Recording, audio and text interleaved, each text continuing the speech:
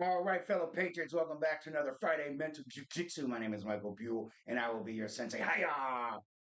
All right, listen, I know what you're thinking. When did Michael turn Christian? When did Michael become a crusader? I didn't. But I'm going to tell you something.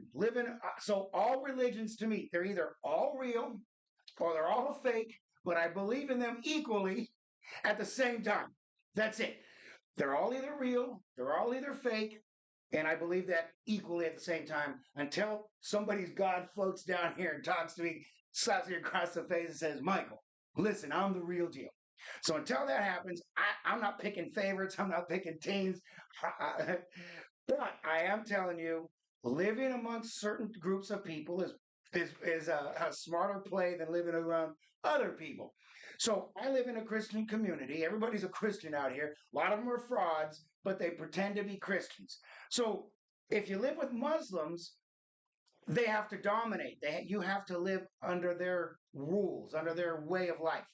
You're going to have to listen to call a prayer 5 times a day. You're going to have to close your businesses if it's what do they call haram? If it's no good, it goes against their religion, like selling pork, selling alcohol, selling tobacco. Those things those are haram. You can't have it. So they will impose their religious beliefs on you. I think the only thing the Christians do is the blue law. You can't buy alcohol on Sunday. My county, White County. I live in White County, Arkansas, and it's a dry county. Can you believe that in the year 2025? But it's okay. But that's how religions impose themselves on you. So you have a choice. You want to have the Islamic religion imposed on you or the Christians. So I'm back in Team Christian on this. But what's happening to Team Christian? You are being colonized. So this is what today's about. Colonizing the colonizers, crusading the crusaders. This is what's happening. You are being beat at your own game. So let's go over it.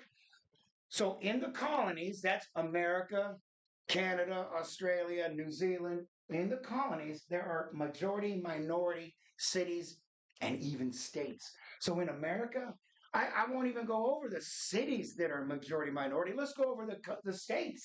The state of California is a minority majority state. The state of California has fallen. It fell in the year 2000. Has it gotten better? Is California a better place than it was 50, 60 years ago when they started this multicultural destructionism? Because it's not multiculturalism, this is destructionism. There's a big difference. New Mexico has fallen. They fell 31 years ago. 1994, it became a majority minority state. Texas has fallen 21 years ago. 2004, it fell. Georgia will fall next month in August. It is projected to fall next month in August. Maryland, 2020, it fell 4 years ago. So again, these are states. These aren't cities. These are full-blown states we've lost in 60 years. Tell me what it's going to look like in another 60 years. All right, Canada. So their provinces are called states and their cities are called cities. So they have lost the state, the province of Toronto. You've heard of Toronto. That's not some little state province that you've never heard of. That's Toronto. Have you heard of Vancouver? Fallen. Have you heard of Montreal? Fallen. Plus 6 more little states that I don't know who they are. But Winnipeg, Calgary, Edmonton, Ottawa, and Hamilton, that was called Hamilton, they're all on the brink. This is incredible. Australia, they haven't lost any states, but they've got what they call super minority cities. So in the state of Victoria is the city of Melbourne. Melbourne is a super minority majority city. Same as in New South Wales, the city of Sydney is supermajority minority. Unbelievable. New Zealand, they got the same thing. Supermajorities, Howick. I did some math on some sheep. This is kind of funny, but I'll skip it for today. All right, the homeland. So these are the colonies, white people's colonies, where they got on boats, went across the sea, jumped out, and took over, right? That's what they did. That's colonizing, right? That's colonizers. Well, okay, the homeland. Same thing's happening to the homeland. It's being crusaded by Muslims. London. So these are places, these are cities that have fallen. Have you ever heard of London? Have you ever heard of London? Do you have any idea how beautiful London was 60 years ago? Amsterdam, Rotterdam, Antwerp, Malmo, Vienna, Paris, France, fallen, gone. This is the capital of the European Union. The capital of the European Union is falling. Brussels, Leicester, Birmingham, Luton, Slough, Hamburg, Stuttgart, Lyon, Tallinn, in Estonia. You can't even find Estonia on the map. It's a little itty bitty tiny European hidden up in the mountains, and the Muslims still found them. Marseille, France, Riga, Latvia. Same thing. You know where Latvia is, and it's been conquered. Zurich, Switzerland. Skopje, Macedonia, where Alexander the Great is from. Alexander the Great's homeland has fallen in 60 years. It only took, people, you have to understand, this only took 60 years. Imagine another 60 years. All have fallen. This is the most important part, you guys. You have to understand, words are used as weapons of war to conquer you, to silence you so you don't rise up, so that they can conquer you. What are these words? If you were to push back against this, like they're doing all over Europe, they get tired of, they're spending all their money, they're in five-star hotels, education, and they're raping their children, and they're not respecting the culture, blah, blah, blah, goes on and on and on. So if you push back against that, clearly that's only because you're a racist. If you are not accepting to your new Islamic overlords, clearly that's because your problem is you're an Islamophobe. See, these are words used as weapons to silence you. All right, to be upset about the destruction of your culture simply means you're a xenophobe. What's wrong with you people? Allow your new overlords, the unholy alliance of third world communist Islamic left-wing lunatics, to rule over you. You haven't done it good enough. Everybody moves to all these white nations and then destroy them. They hate you, but they move to you because you live better than everybody else. But then when they get there, they destroy you. Got to stop letting this happen, people. You know me, I always bring solutions. So let's talk some solutions. What can we do? If the unholy alliance wins and they kick us out, they don't want us here anymore, which that's what they're telling us. That's cool. Let's take our DNA on the road. Let's take our DNA. Let's go find some third world shithole and go, listen, you give us 50% of your land and we'll bring you up. We'll bring you up in status. We'll make you a first world country. At least second world, but you'll have fresh food, you'll have fresh water, you'll have all our inventions and innovations, you'll have our laws, but they will live on this half of the country and we will live on this half of the country, but we'll help them out. But that's the deal we'll make. I call it the abandoned ship party. Did I not write that? Oh, right here, the abandoned ship party. We just leave. Everybody, we build everything better than anybody. So leave, let them rot here, and we'll go build some other place. Now listen, let me tell you about Liberia. Liberia is there during the 1800s. A group of people, Americans, got together. It's called the American Colonization Society. American Colonization Society, where they wanted to recolonate the African slaves in America, the American slaves, back to Africa. So they bought a chunk of land and built an infrastructure and started moving Africans back into this country that we call Liberia. Their flag is like the American flag, but with one star.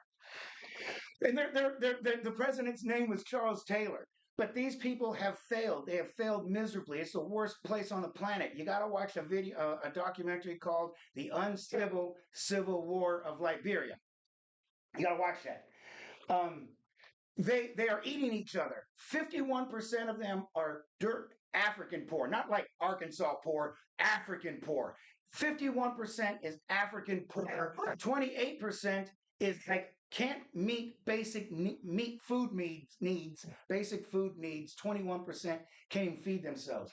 So they would love for us to come in there. Now listen, these are literally the brothers and sisters of the the free emancipated slaves that are here in America that can't stop screaming racism and they're oppressed and life is miserable.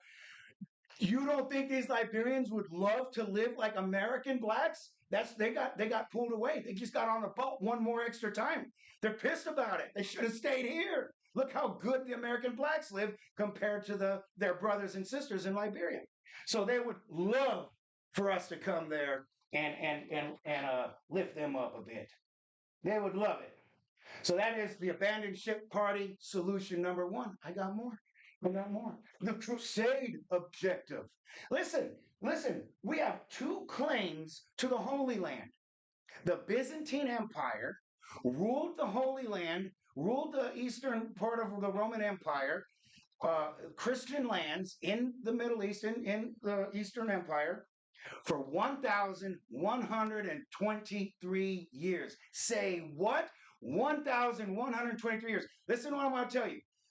The Mexican government teaches their people to reclaim Aztlan. I've talked to you about that before. California, Arizona, New Mexico, Texas, Utah, Colorado, Nevada. They claim that's their land. It was a mythical land of the Aztecs called Aztlan. There's no evidence, no proof, no paperwork, no nothing that they lived there. But they claim that they lived there. Then they moved to Mexico. And they want to reclaim that land. The president of the Mexican Senate said on television a week or two ago, he wants to reclaim the land. They teach their children that to reclaim that land. For 198 years, they think they can reclaim that land. We were in the Byzantine Empire for over 1,000 years. So you have a right to that land. Your God, Jesus, was born in those lands. Why did you allow the Jews and the Muslims to conquer Jerusalem? It was the kingdom. It was once called the Kingdom of Jerusalem, owned by Christian Europeans. You have a claim to that land, people.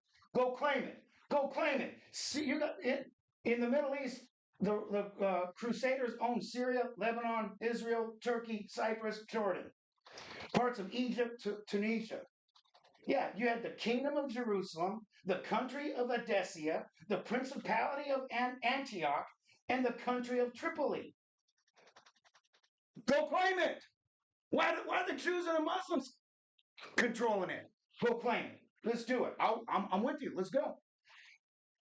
Same as Aztlan. Yeah, if they have a claim to if they claim they have a claim to Aztlan, you clearly have a claim to the Middle East, to the Holy Land. You have a claim to the Holy Land. You have a claim to Jerusalem. Go claim it. You have a claim to Israel. Go claim it.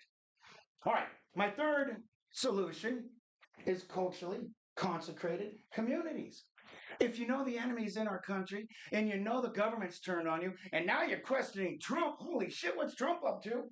Then there's nobody protecting you anymore. You are on your own.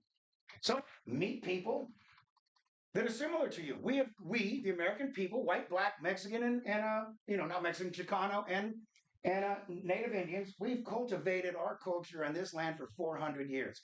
And now just Muslims and Africans and anybody that wants to just come in here and take it. We came here on covered wagons. We built this land from dirt up. Now we're putting them in 5-star hotels. Why? Send them out to the wilderness like we were and let them start from scratch. But no, you're making us pay for them. All right, yeah, build the world's greatest. Yeah, Americans. We built the world's greatest empire, world's greatest place. And now we got to hand it over to people who are hostile towards our race, towards our religion, towards our culture, American culture.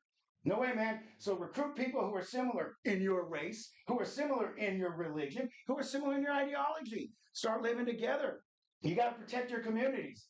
The enemy roams our streets. We already know soldiers, saboteurs, and hackers, drug cartels, violent gangs, and recently released felons are in our country. Remember, I did a thing on freedom colonies. After the emancipated slaves, they moved to Texas, 557 little freedom colonies. They started their own colonies to be amongst themselves, protect themselves, to better themselves. Everybody should do that now that we're being invaded. That's it, guys. That's what I got for you. Resist and assist.